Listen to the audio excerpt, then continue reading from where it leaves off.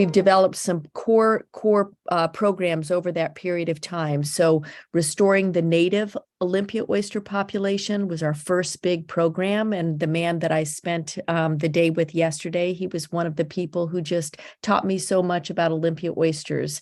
And I learned from many, many people, but figuring out how to do that, how to restore Olympia oysters in their historic areas took a lot of trial and error. But I'm proud and happy to say that we've restored around 110 acres in Puget Sound in various places. There are 19 priority areas identified by Washington Department of Fish and Wildlife. We work closely with tribes in all of the different water bodies where we're working, as well as with private tide landowners and public tide landowners. So it's been a wonderful way to sort of build in a first food, a living resource into these shorelines where we're lucky to call home, these beautiful shorelines that ring Puget Sound. And the next big sort of core program that we developed was to try to recover pinto abalone populations. And pinto abalone is another beautiful first food, and of course gorgeous, and was included in all kinds of arts over the years. There was a sport fishery for pinto abalone, and this is just the one abalone species we have in Puget Sound. There was a sport fishery up until 1994, at which point it was closed because, oh my God, the population had declined so dramatically. And the state had been monitoring 10 index stations and watched the density of abalone decline at all those index stations. And so said, whoa, okay, we've got to pull back, close the fishery, and then just sit back and wait. And hopefully that population's going to rebound. And to give you just a little information about distribution, this is a population that is mostly found up in the San Juan Islands and the Strait of Juan de Fuca. So it requires those high energy, rocky reef type habitats that you find in that part of Puget Sound, not in the central part of Puget Sound or the south part of Puget Sound. So in any case, everybody's hoping that abalone will recover. And by 2003, 2004, which is when Puget Sound Restoration Fund got involved, there was no sign of recovery. Okay. It was becoming an increasingly aging population, which is an interesting biological notion. Okay.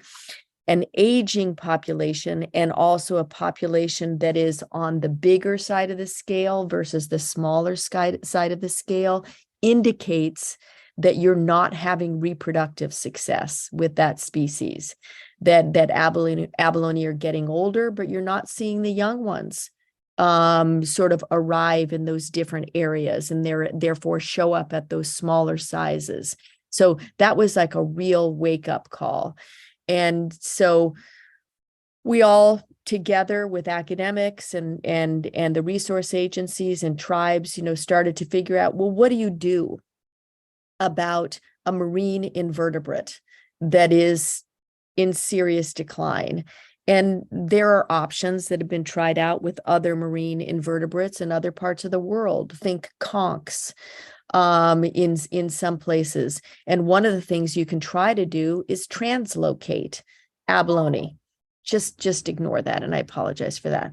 Translocate abalone from where they might be vulnerable to poaching, for instance, to an area where they might be better protected.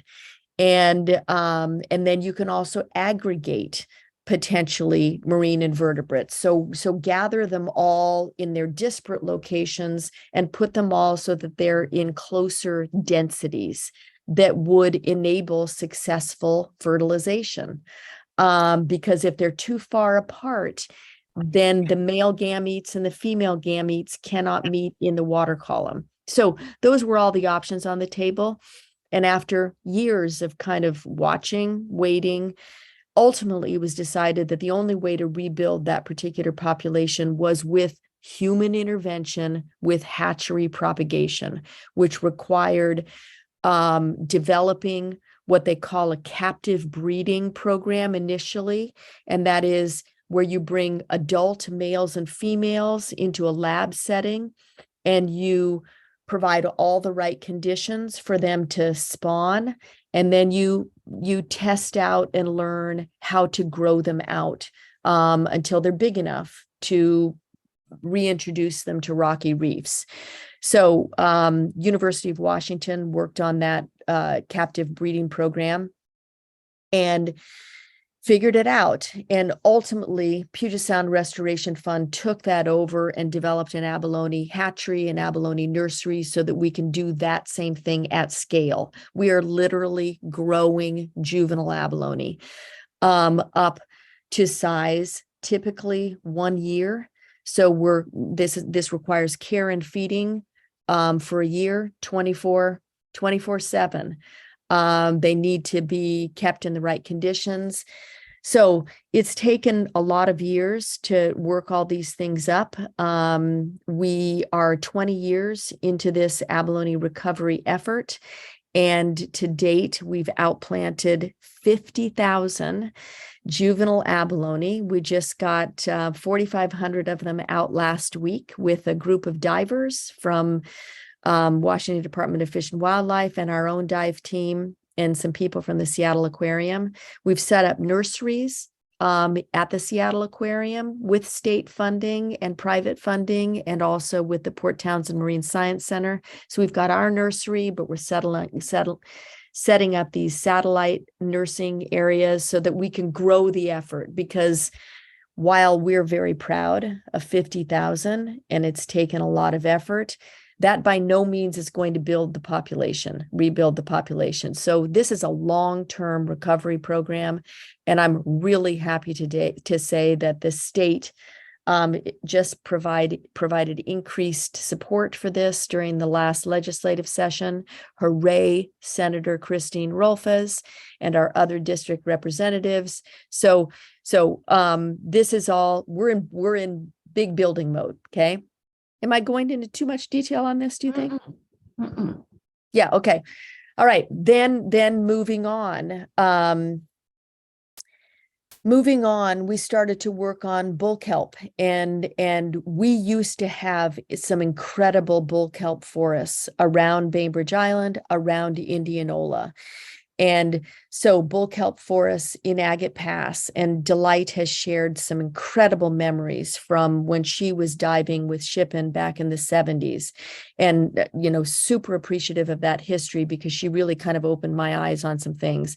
But extensive bull kelp forests in Rich Passage, some even at the mouth of Manzanita Bay. Wing Point, just at the mouth of Eagle Harbor, where the ferry comes in. There used to be a big kelp forest there. Indianola off Point Jefferson. So we used to live in kelp country. That's kind of how I think about it. You go to places like Port Townsend or up in the San Juans, or any number of places along the Strait of Juan de Fuca. You go there and you feel both the terrestrial forests and the marine forests. You see them.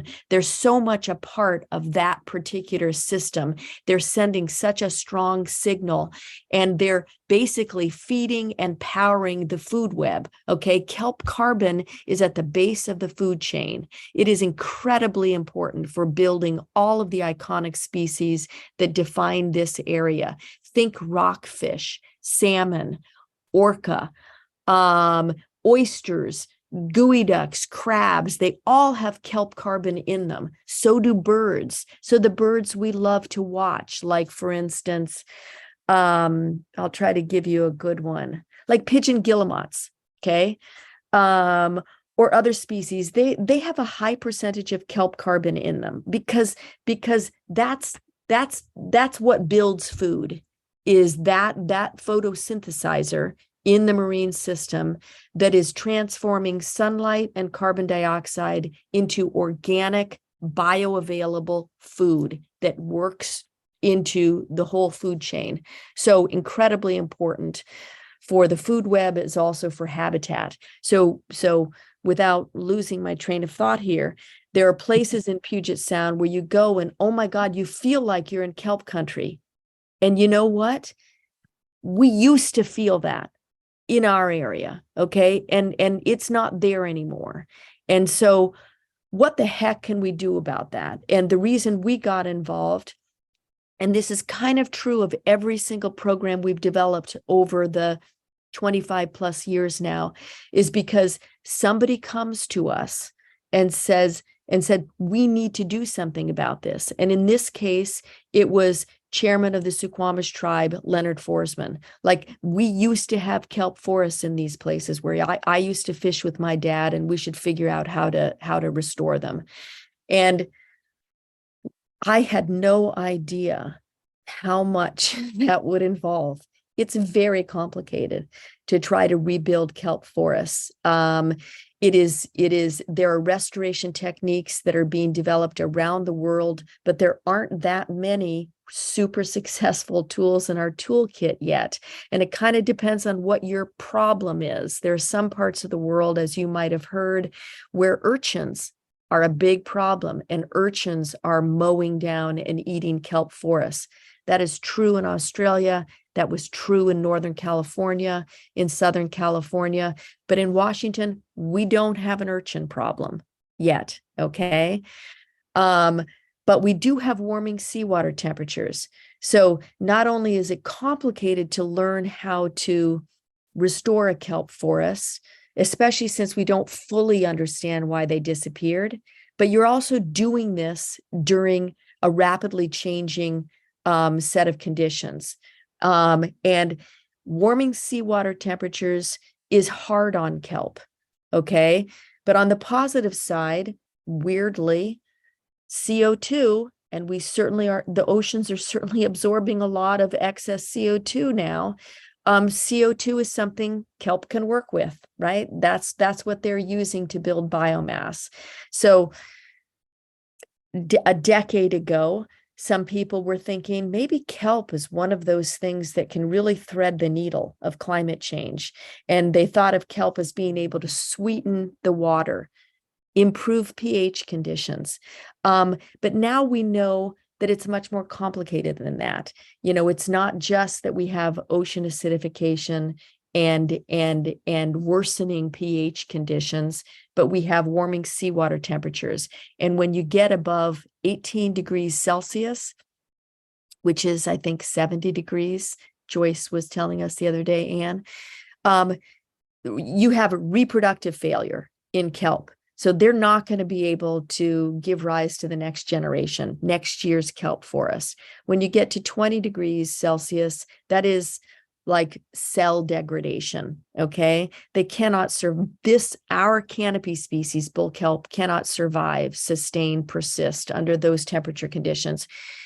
And you know what? We're getting close in some areas, you know, down in the South Sound, Squaxin Island, had a beautiful kelp forest, extensive.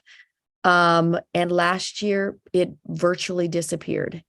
And the mean temperature there, you know, the temperature in the summer is hitting 18 degrees Celsius. Okay. So this is a problem. How do we deal with this? So one of the things we're trying to do is learn from others in the world, and also develop our own archive of genetic material from all the kelp forests in Puget Sound. So we have material from forests that are disappearing, but we also have material from forests that seem to be persisting in warmer water situations, like, for instance, Saratoga Passage on the south end of Whidbey. That's, you know, they've got some warmer temperatures there, but there's kind of a healthy, thriving, persistent kelp forest there. So maybe that's a strain. Maybe there's a genetic strain that is more temperature tolerant. And so we've established and I'm going to get to this will get me to the next thing in this story. We have a kelp lab and a kelp seed bank at NOAA's Manchester Research Station, where we're going to have all this material archived. where we can try to develop strains of kelp that are warm water tolerant, okay? And they've done this. They've demonstrated that you can do this in Australia. Off the coast of Tasmania, the East Australian current is warming 4 times faster than anywhere else in the world. So, whoa, they've got to get on this fast. And in a very short period of time, as a result of this warming current, they lost 95% of their giant kelp forests. So they have developed a temperature tolerant species that can tolerate up to, I think it's like 24 degrees Celsius. And they've outplanted it in this test location, and it's doing great. Made it all the way through the species. It's doing what kelp forests do. So they're going to have to scale that up. So future proofing, that's kind of the expression that's being used. Future proofing our kelp forests is something that we're going to have to think seriously about. And obviously that's got to be part of the seed that we're creating for restoration sites. So we're working off Point Jefferson. We have been for years. We've grown a kelp forest there, a bull kelp forest there from seabed to surface 3 years in a row. We just outplanted another set of seed in our largest outplant to date. We're hoping that we hit the right magnitude so that there's enough kelp material there with enough reproductive material that it can kickstart that self-sustaining bed and add plenty of spores to that place so that kelp will naturally recruit attached to that area next year. So we're watching that closely. We also just outplanted seed off Squaxin Island to help the Squaxin Island tribe try to regrow that kelp forest, which is super important and significant ecologically, culturally, everything. So we're working on these techniques. We've got some more funding to expand those restoration efforts in a number of other locations, working with the Samish Indian Nation up in the San Juan Islands, and then working in the Strait of Juan de Fuca and figuring out all that one needs to figure out to do this successfully. So that's kind of kelp, our journey in kelp. We started in 2010. Yes, Delight? Wait, I can't hear you. I still can't. I have a question on the commercial impact of kelp. Okay. There is, well, first of all, there's no commercial harvest of wild beds. So that is not an issue. Okay. With a recreational shellfish and seaweed license, people are entitled to harvest up to 10 pounds a day, which is wet weight. So kelp is very heavy. It's mostly water. So that limits the amount of wild kelp that can be harvested. For commercial kelp, I think you might be talking about kelp farms. And there are now only 2 commercial kelp farms in Puget Sound. And one we helped start as a demonstration farm north of the Hood Canal Bridge because, remember I was mentioning something about the sweetening effect of kelp? As a strategy, a potential strategy for mitigating ocean acidification, we were investigating whether cultivating kelp, which draws down CO2, could help improve conditions for calcifying organisms like shellfish. And so we did a 5-year investigation there, and we had to set up a farm in order to do that investigation. So that particular 2.5-acre farm is operating commercially now, and they're growing kelp and they're creating a product called Cicherones, which is a kelp puff. It's like a Cheeto made of kelp.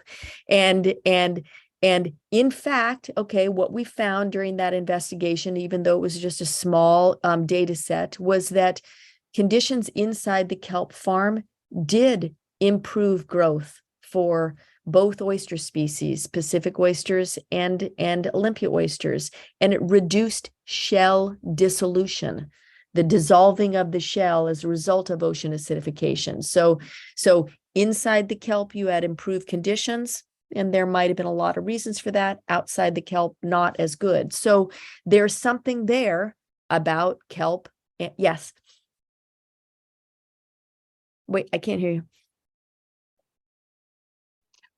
If there's a negative impact on kelp by commercial other activities or human impact, human influence to the disappearance of the kelp forests? Well, humans are driving warming seawater temperatures. Okay, rapidly increasing temperatures. So that's connecting the dots between the health of kelp forests and human activities is central. So I totally appreciate that question. I think we need to make sure that we are not polluting our waters and not discharging into our waters, because even if we figure out how to restore kelp forests, if you're putting seed out in waters that are turbid, where visibility is not as good, that's going to make it hard for a photosynthesizing plant, right? And so, we've got to make sure that we are managing our nutrient discharges, our sewage treatment plant discharges, our non-point nutrient discharges. We've got to keep the water clean, because it's not going to be possible for kelp to thrive in water that's not clean. Delight, did you have a question? I don't know why what happened to the screen, but it's okay. Are there anything, I mean, I was talking with kelp, actually Delight, a week or so ago, and we were talking about this as you talked with her about it.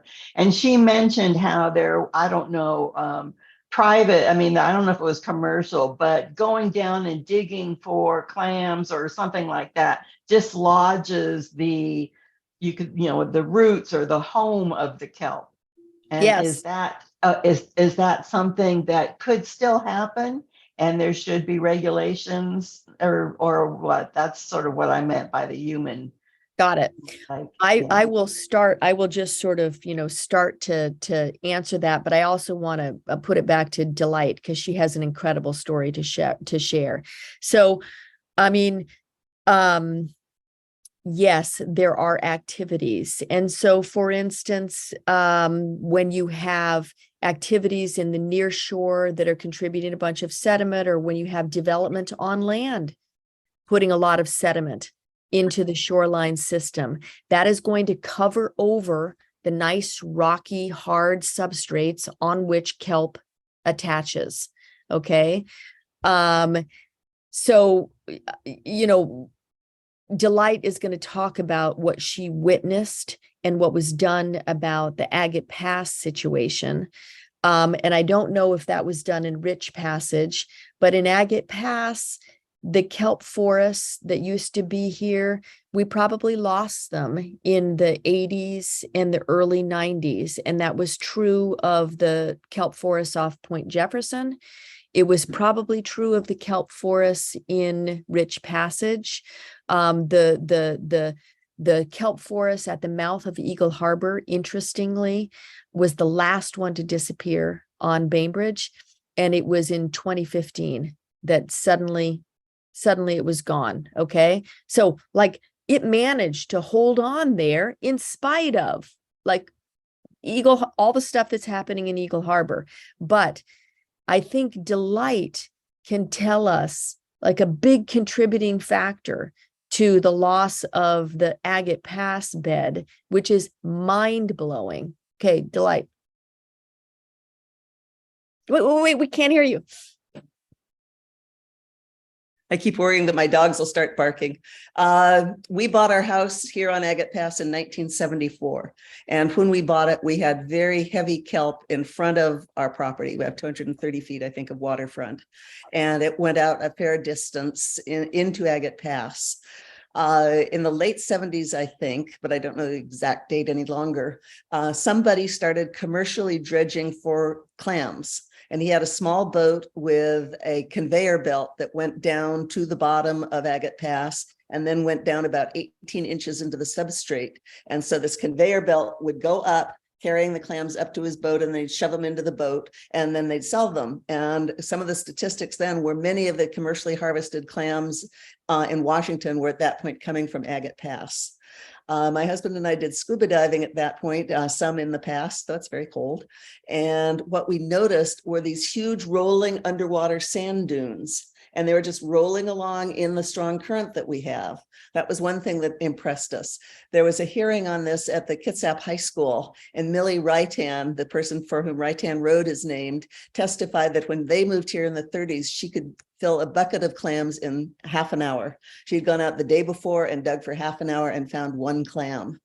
The man that had this company said, we never go onto the private property, low water. We never go up there. And our point was that the sand dunes that they have created is going up as the tide rises. Of course, the sand goes up and suffocates everything, suffocates the clams, suffocates the kelp and everything. And within a couple of years, the kelp was gone. And I'm told that there were major eelgrass beds around the bridge itself, which was a major spawning ground for cod. And those all disappeared. The interesting story was I was at a meeting at the Tai Hotel in Olympia then, and we all along the pass were involved in a lawsuit at this point, trying to stop this. And Ellen Craswell, who was a very conservative then senator, I think, later ran for governor, was sitting at my table. And she asked if I was related to Ship and Willing, and I said yes. My husband, and she said, I have to be back at the Capitol for a vote at 2. Would you mind driving me back? And so I said, sure. And in the car, she said, you know, I will never go against private industry. That is my base. I support all private business, but I understand the issue. Could you get your husband to call my office and say, because we have regulations about how close commercial activities can be to private residences. Can you have him tell me how far out we should refuse to allow this dredging? And I don't remember, but I think he said 75 yards out. And so when you put that out from Bainbridge Island and also from the Suquamish side, that made it a very narrow channel that was open in the middle of Agate Pass. And it was substantially small enough that it was no longer viable for him to do this. So the guy finally stopped. And I do have to say, she came up with a solution that was acceptable politically to her and solved the problem. So I was always impressed with that. But what has shocked me, so that was, I believe, in the late 70s, maybe early 80s, it has never recovered. I see nothing here. And our beach is so destroyed since then. And that's the kind of destruction that I think we see everywhere. The other thing that I noticed was a year or so ago, a friend of mine and I went up to San Juan Island and hired a well-known bird watcher to take us on a tour. And one of the things he did was take us to the very southern tip to look for oyster catchers. And because I'm always interested in kelp, I commented and he said, yeah, we're losing most of the kelp here. This used to be a huge kelp bed and you could see a little bit, but it was almost gone. So that's why I think we have to realize it's not just Agate Pass or Bainbridge, it's going all along the sound is being destroyed. And it's such a major basic support for all of our marine life, I think. So that was my personal experience. Such an incredible story. And on just how kelp is doing in Puget Sound, I do want to say that Washington Department of Natural Resources has done a long-term, really extensive sort of, monitoring program of all the shorelines. And kelp along the Strait of Juan de Fuca is doing pretty well. It's stable. There's really no indication that there's been any shift, any decline in kelp in that area. Anne?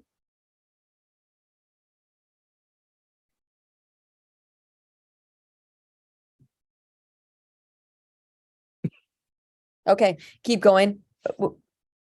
Wait, we can't hear you.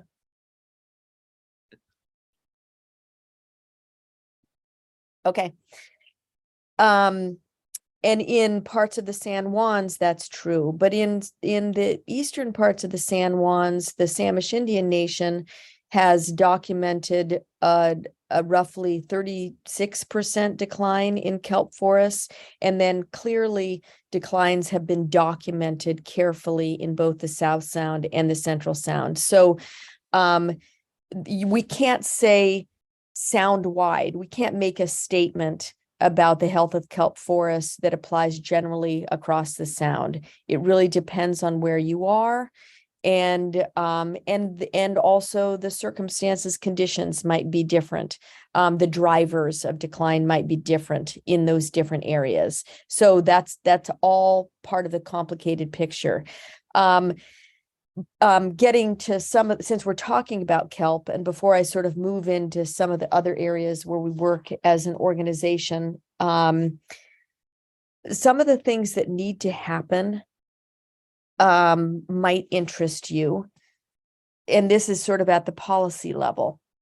So recently, over the past couple of years, one of the big steps forward is that Puget Sound Partnership identified floating kelp, bull kelp, as a vital sign indicator. It is an indicator of the health of Puget Sound. Therefore, it was added to all of the other indicators that have been part of their vital sign program. That's huge because, of course, bull kelp forests are foundational to the health of Puget Sound, and it's good that that's now reflected in the vital sign indicators. But there are other policy areas that still need to be built out. So, for instance, in shoreline master programs, one of the things that's missing is that in order for SMPs to be protective of kelp forests where they still exist, you actually have to know presence and absence. You have to know whether they're there now. There has to be a baseline, and maybe an historic baseline, but certainly a current baseline, so that you know that there's a kelp forest there that needs to be protected from proposed development actions. So right now, there's nowhere really for SMP programs to know today, okay, there's a kelp forest here, and have it be really accurate. There is a marine vegetation atlas that Department of Natural Resources maintains that's got great information in it, but we just need greater granularity there. The other thing is that in order for SMP programs to be protective of kelp forests, then we need to make sure that there's good guidance coming from ecology in their guidance language, and also that there's training of people, consultants, reviewers, permit reviewers, agency staff, people who are reviewing applications, development applications, so that they have some knowledge, understanding of kelp forests. So some sort of training, kelp 101 would be super beneficial. And then let me just see, I'm getting these recommendations from somebody who's working on the policy end, and I just want to make sure. There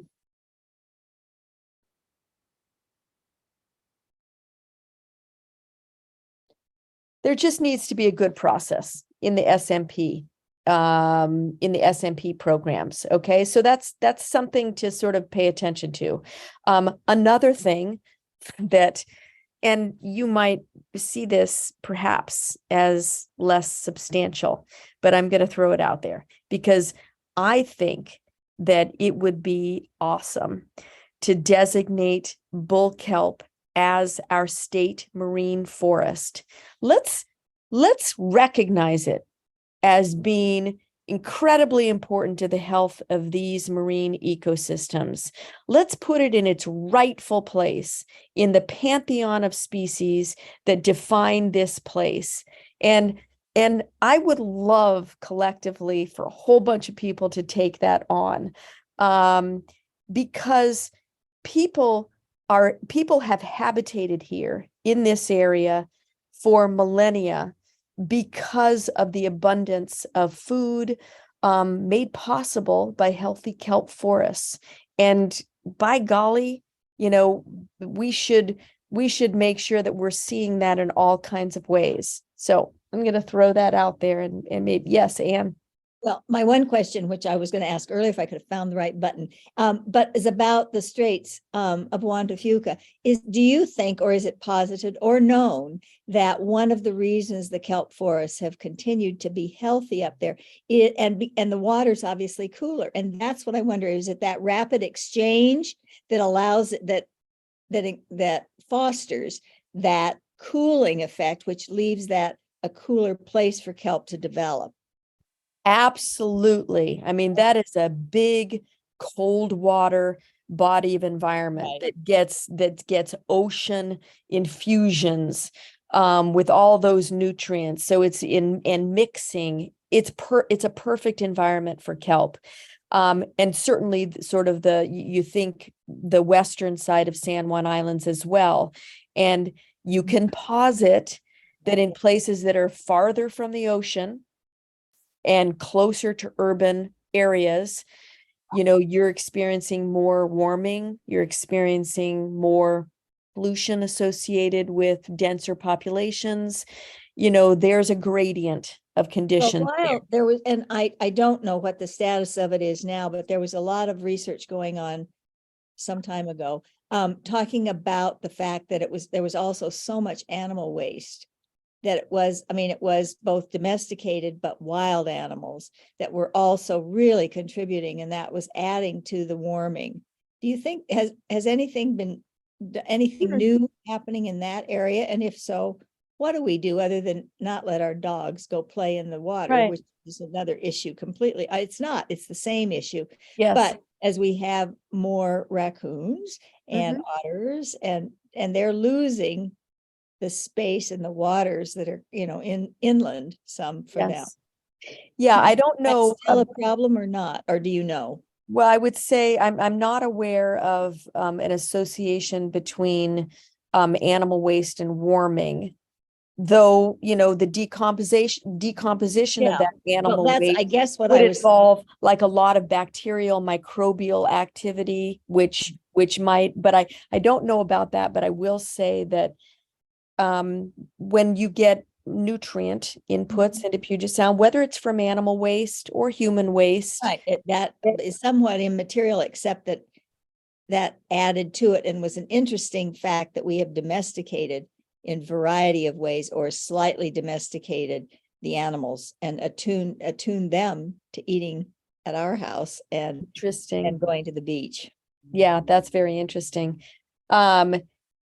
The other problem associated with that is that it all of those nutrients foster algal blooms. And phytoplankton, there's some evidence that phytoplankton may compete better for nutrients than macro algae, kelp. Oh, that's interesting. And so all this excess nutrients, they're in overdrive, blooming. And when they're blooming, that's decreasing visibility for all of those kelps and eelgrasses that are lower down in the water column.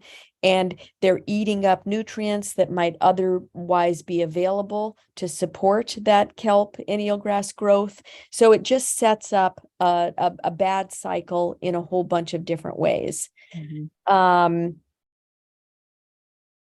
So kelp, where else do we want to go with kelp? Maybe we can always circle back to kelp, and let's see what our time is like. We're going to circle back, and I'm just going to kind of work through some other areas that are also very interesting that we're involved in, that are kind of related. Because we're trying to restore native species, some of which are very vulnerable to ocean acidification, we definitely needed to get involved in that conversation. And so I participated in the 2012 Blue Ribbon Panel on ocean acidification, where a group of 26 people put together a report recommending 42 different actions to try to mitigate, address, reduce ocean acidification, restoring bull kelp forests protecting them is one of those recommended actions, as is restoring native oyster populations, because oysters are helping to mitigate nutrient inputs. They're actually sort of pulling in that phytoplankton as food, taking it out of the water column, increasing the visibility that's supportive of eelgrass and kelp in the water column area. And kelp, of course, is uptaking CO2. So you've got excess CO2, it's helping to remove it from the water column and turn it into something that's beneficial, a building block for life. So those were two of the recommendations. Another of the recommendations was we really need to start a conservation hatchery, whereby we can try to restore species, native shellfish species that might be vulnerable, and other living marine resources like kelp. And so we partnered with NOAA to establish a conservation hatchery at NOAA's research station in Manchester. And it's called the Kenneth K. Center for Shellfish Research and Restoration. It's named after an extraordinary man who was a longtime professor at University of Washington, who just passed away last year. Incredible inspiration.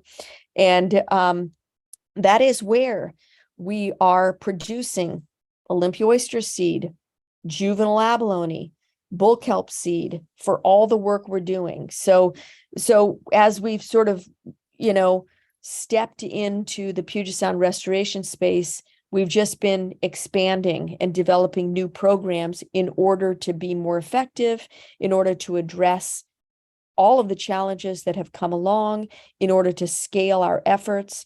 So we now have this beautiful hub, production hub at Manchester, where that can generate seed for restoration. It can also be a space where we're researching and trying to figure out, sometimes more cost effectively, how to do these things in a lab setting, because it's just much cheaper to do it there than out in the field where you have divers in the water and boats and all kinds of things.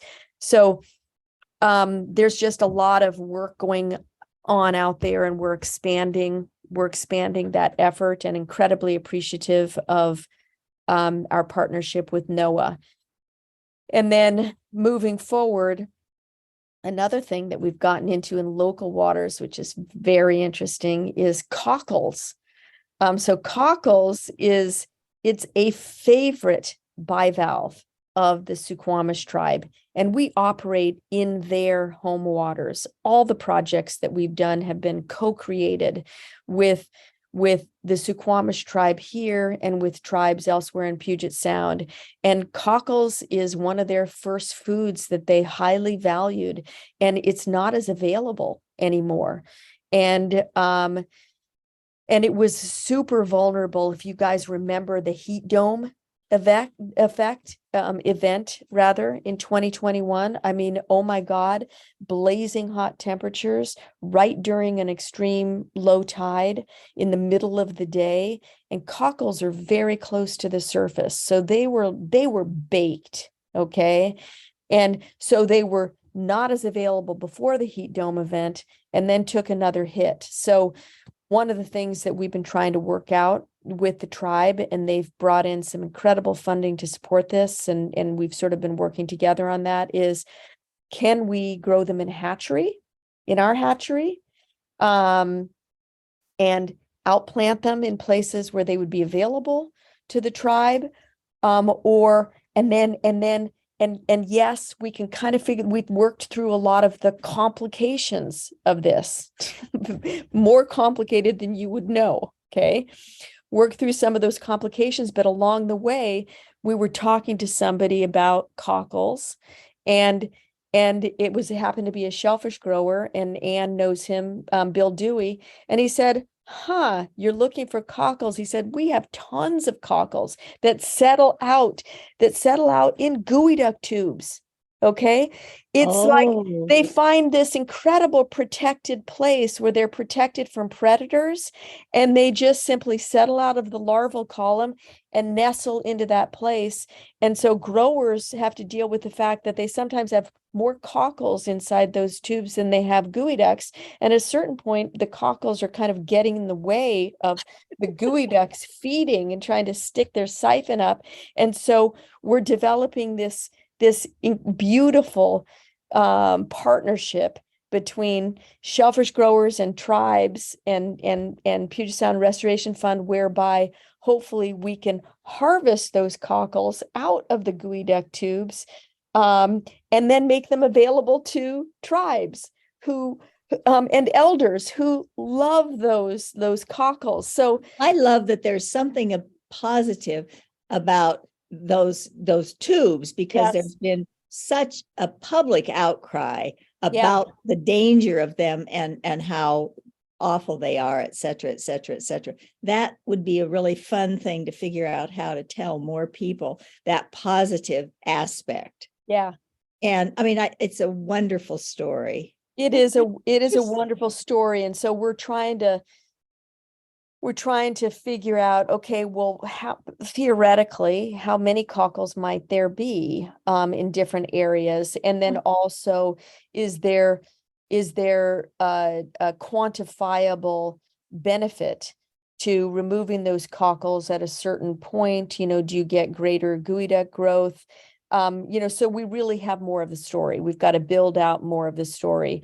But the thing that growers were doing before that, because the cockles were interfering, is that they would just simply take them out of the tube and toss them on the tide flats, and then they'd be available for seagulls to feed on. So it was like, you know, now we're trying to just create that beautiful, you know, farm to tribe relationship, so that we're valuing those cockles and making sure that the people who love them can still eat them.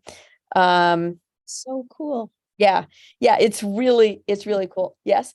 And I just, this is very silly, but it just, what I kept thinking as you two were talking about that is having, you know, an emerald farm and there's so many diamonds stuck around it, they're just throwing them away.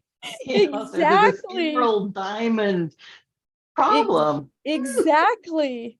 And everybody, and you just can't, I mean, I sat and have listened on Bainbridge Island during that SMP thing about those tubes and what a menace they were. And I mean, it really became quite something during that SMP process, you know, to hear that. It was just painful. Very. And I just love the fact that there's something positive that has evolved. I mean, it may be too good a great thing, but at the same time, what a nice problem. It's such a different one than working on a deficit. Yes, exactly. And there's a woman at the Suquamish tribe whose name is Azure Boulay, and she runs their traditional foods program. And she is doing incredible things with figuring out how to preserve cockles. And so because they're so valuable. And so if we're able to get a big harvest by working with a number of different tribes, then they would want to be able to preserve the cockles that they couldn't eat right away. And so she's using beautiful modern preservation techniques using, I don't know if it's like a flash dryer or an industrial scale dehydrator. And she showed me a jar of dehydrated dried cockles, just like you might have dried figs or dried fruit or whatever it is you're dehydrating, like beautiful cockles, preserved, and dehydrating them gives you longer preservation than canning them. So, you know, really figuring out how to make that culturally important food available and preserved is that, you know, she's kind of working through a lot of that too, which is very cool. It's quite wonderful. Yeah.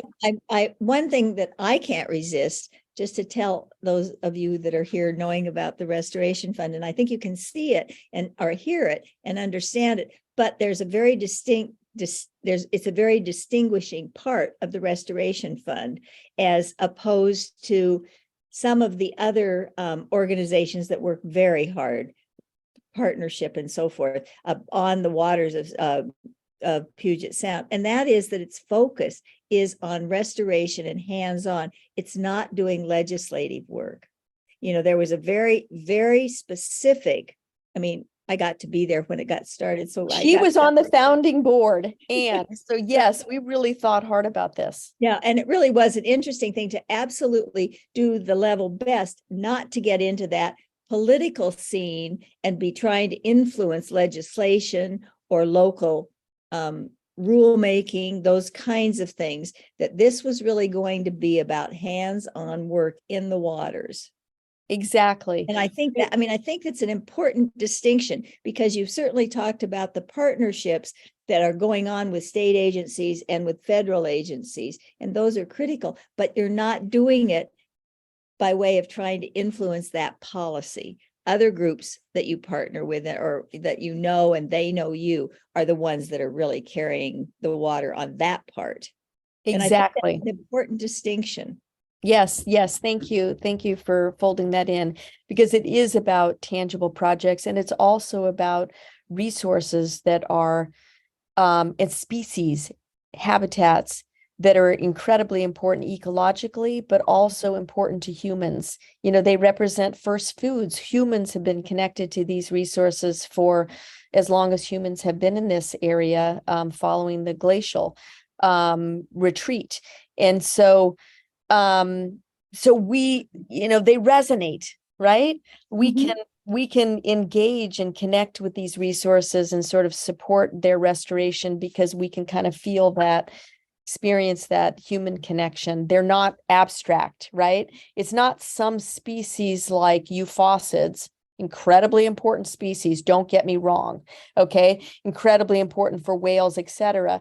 But euphausids might be, it's like a little shrimp-like critter, krill. You know, that might be harder for, you know, for people to kind of connect with, right?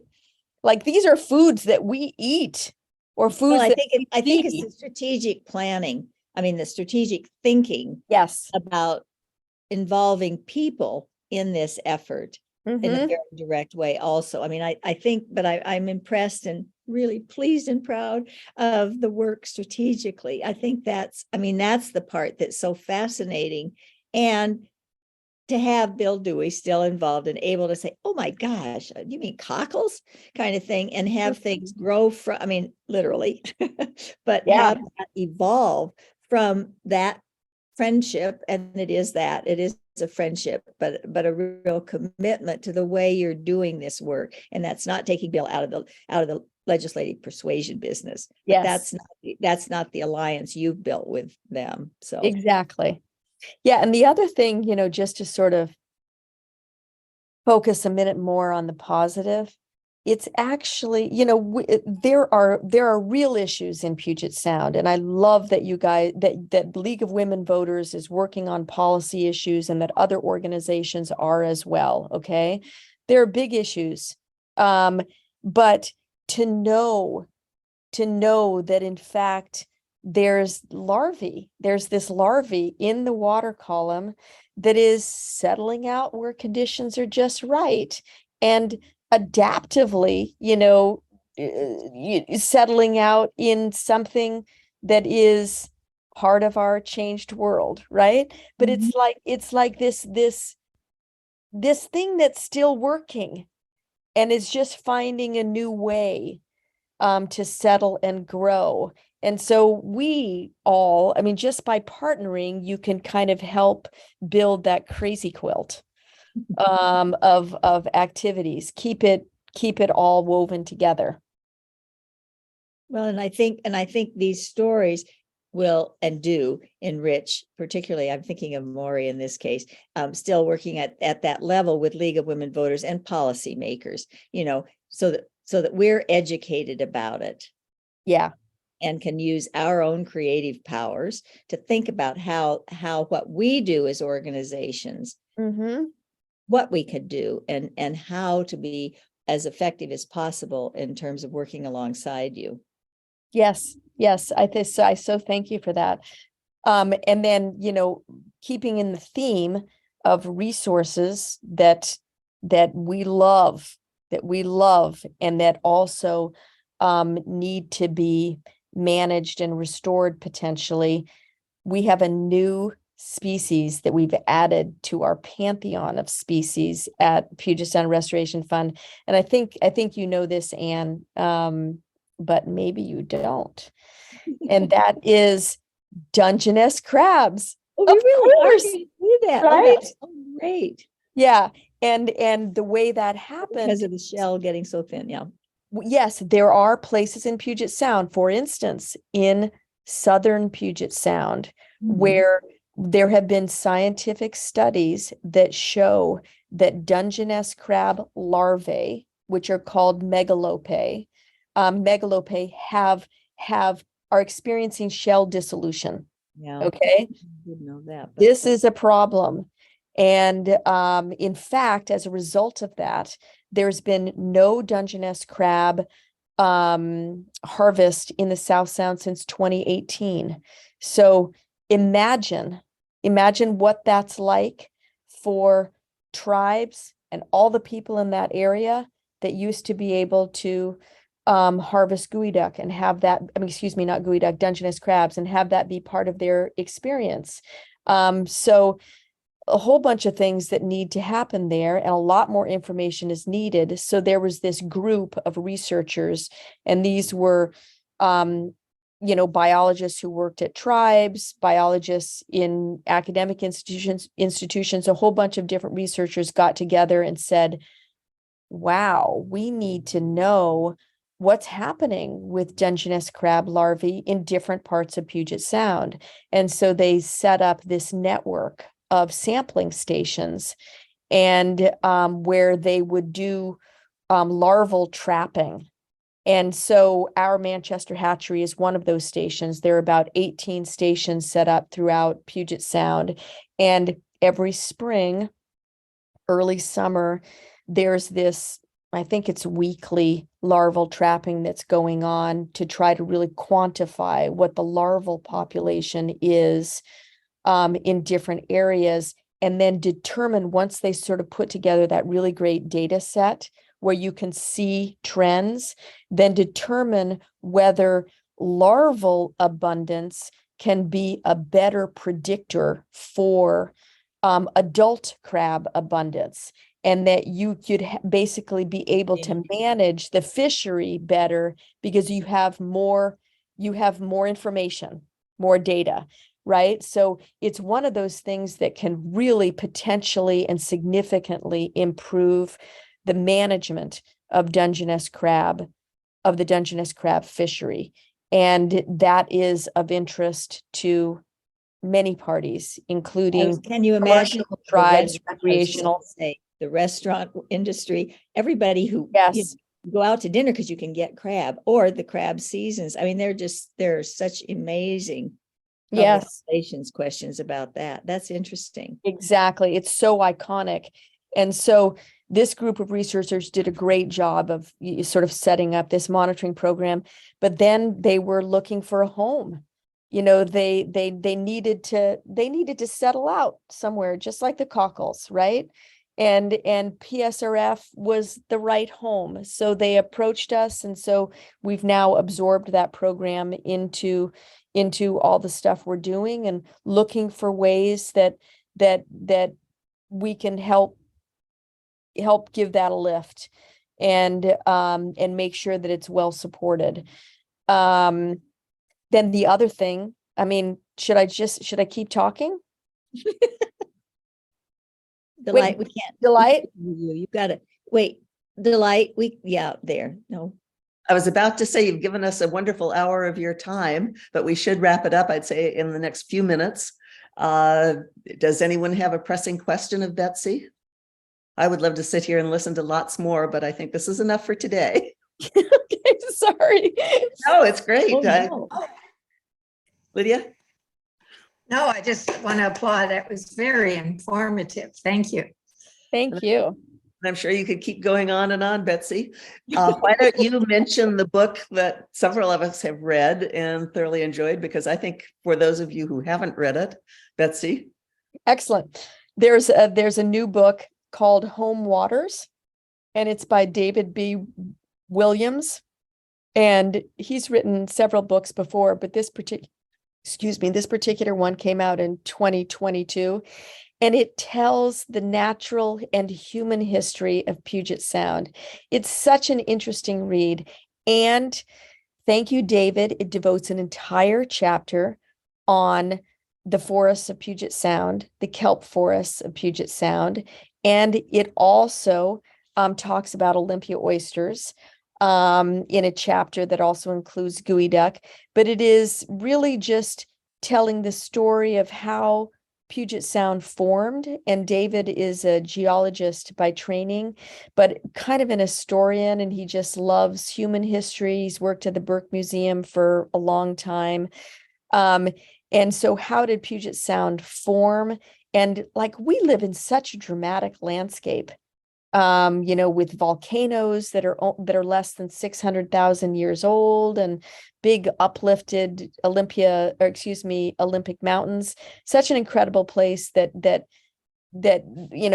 there was so much drama associated with the different glacial lobes that extended in this area and pulled back. There was tribal settlement, indigenous settlement, dating back to when Puget Sound first came to be. So sort of humans and Puget Sound and salmon have all co-evolved together in different ways, in really interesting ways. One of the things that David points out, which is true, which is an interesting and wonderful part of the kelp story, is that Puget Sound rather, is like a biodiversity hotspot for kelp species. Okay. Like, on a worldwide scale, there are over 20 species of native kelps in Puget Sound. It's crazy. We're so lucky, because that really contributes to the productivity and the diversity of this space. So there's so much in that particular book that would be of interest. And it really allows you to sort of get below the surface, that beautiful surface that we see on the ferries, or if we're lucky from our houses and from our shoreline walks. It really takes you down and tells you the story of really how Puget Sound functions and how we've been in it for as long as we've been in it. Yes, yes. Well, and thank you yes. so much. Very good summary of it. I have read it and think it's wonderful. And I especially love the chapter on kelp. That got me re-enthused about the whole kelp story for us. So thanks, Betsy. Thank you, Delight. Thank you, Anne. Thank you, everybody on the call. Really appreciate the chance to talk to you, and so appreciate all the work that you're doing on the policy level. And I did get a couple of messages from people saying, I can't be there. I hope you're recording it. So I'm sure others will be watching this and listening to it in the upcoming days. So thanks. Thank Bye. you. Yeah. Bye, everybody.